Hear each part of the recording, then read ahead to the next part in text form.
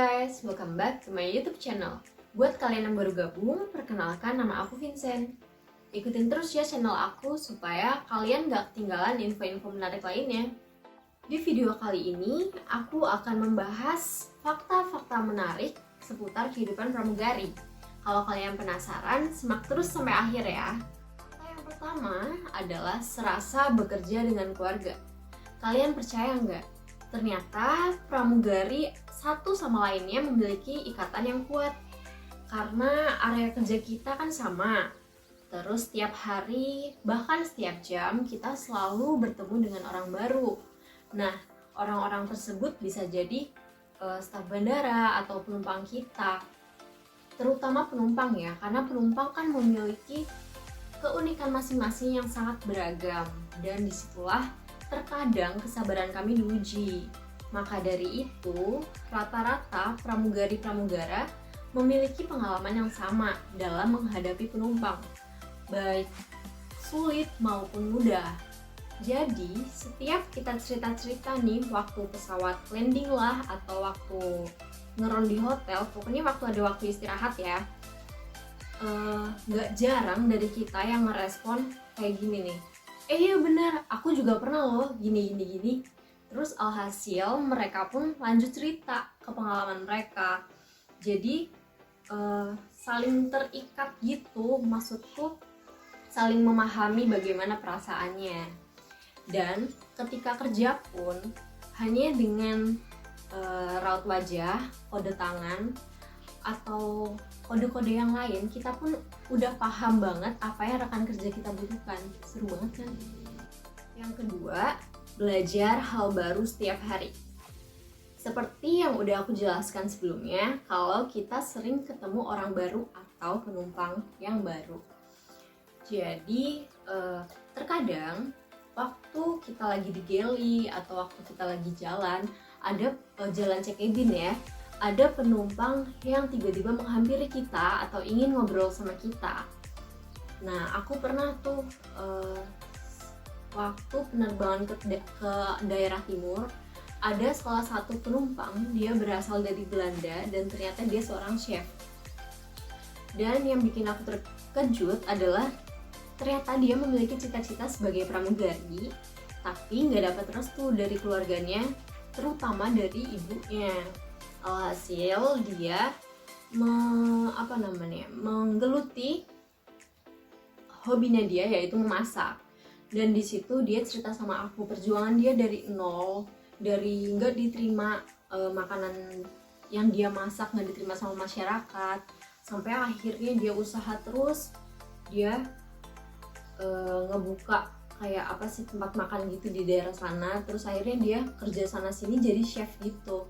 Terus aku ngerasa seneng sama tertarik sama pekerjaannya dia dan segala usahanya dia, tapi aku nggak lupa sama pekerjaanku, nggak boleh lupa karena sangat penting. Dan akhirnya aku dengan sopan bilang ke dia kalau aku harus melanjutkan pekerjaanku.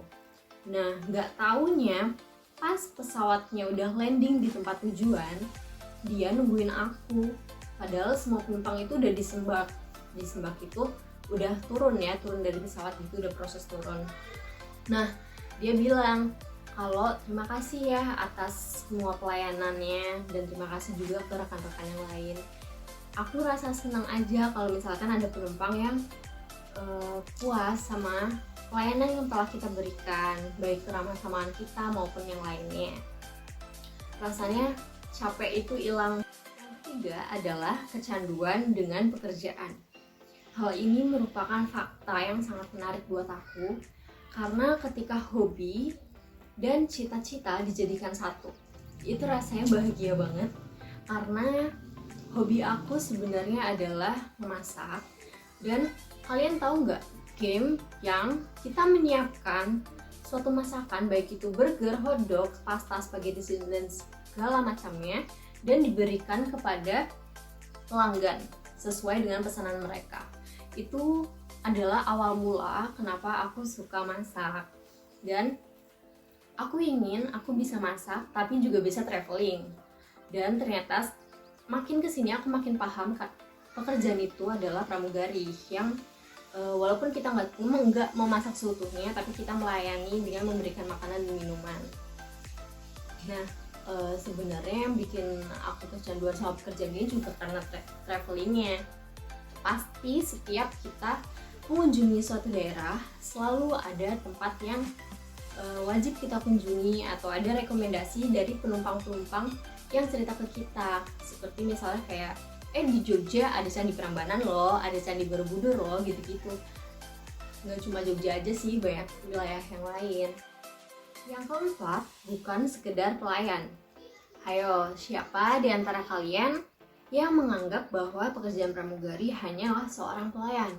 Salah besar ya, karena sebenarnya tugas utama dari pramugari adalah menjaga keselamatan, keamanan, dan kenyamanan penumpang sampai penumpang itu tiba di tujuan. Jadi nggak heran kalau banyak penumpang yang nurut sama kita, karena memang kita sudah tahu apa saja yang boleh dilakukan oleh penumpang dan apa saja yang tidak boleh dilakukan oleh penumpang. Jadi yang nurut ya kalau jadi penumpang. Kadang ada yang nanya, "Kak, kalau misalkan ada kebakaran di pesawat gimana? Kak, kalau misalkan ada penumpang yang sakit atau penumpang yang meninggal di pesawat gimana?" Jadi gini, kalau memang ada kebakaran, ada penumpang sakit, ataupun ada penumpang yang meninggal, kita melakukan semuanya itu kerjasama antara awak kabin yang satu dan awak kabin yang lain.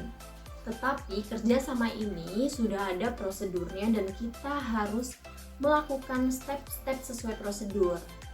Karena jika tidak, kita bisa aja mendapatkan hukuman. Jadi nggak serta-merta misal ada kebakaran kita cuma memadamkan api, enggak. Jadi kita kayak misalkan mengevakuasi penumpang untuk pindah lah atau apalah, itu kita ngelakuin semuanya sesuai prosedur. Jadi sebagai awak kabin harus bisa menerima kenyataan baik yang diinginkan maupun yang tidak diinginkan, karena itu merupakan salah satu resiko dari pekerjaan kita. Harus semangat. Yang kelima, hari libur untuk tidur. Ini merupakan fakta ya, bukan sekedar omongan. Karena banyak juga nih yang tanya, emang pramugari kenapa sih kalau misalkan libur susah banget diajak jalan? Jadi gini, gak bisa dipungkiri kalau kita memang sering capek dan hari libur memang sering dijadikan untuk tidur. Karena sebagian pekerjaan kita itu ada di pesawat, atau bahkan kita ada kumpul apa gitu di kantor. Jadi memang benar-benar kita membutuhkan istirahat yang lebih. Dan kesempatan untuk istirahat yang lebih adalah hari libur. Makanya sering ada teman-teman aku yang ngajak jalan keluar tapi aku nggak bisa. Maaf ya, bukan karena aku nggak mau, tapi aku butuh istirahat lebih. Nah, itu merupakan fakta-fakta menarik seputar kehidupan pramugari. Seru kan? Oh ya, buat kalian yang mau request video apa yang harus aku bikin, atau kalian pengen tahu seputar kehidupan pramugari yang lain, kalian bisa komen di bawah ya. Pasti akan aku respon kok. Oke, segitu dulu video dari aku. Semoga kalian suka dan bermanfaat ya. Jangan lupa untuk share ke teman-teman kalian. Terima kasih. See you in the next video.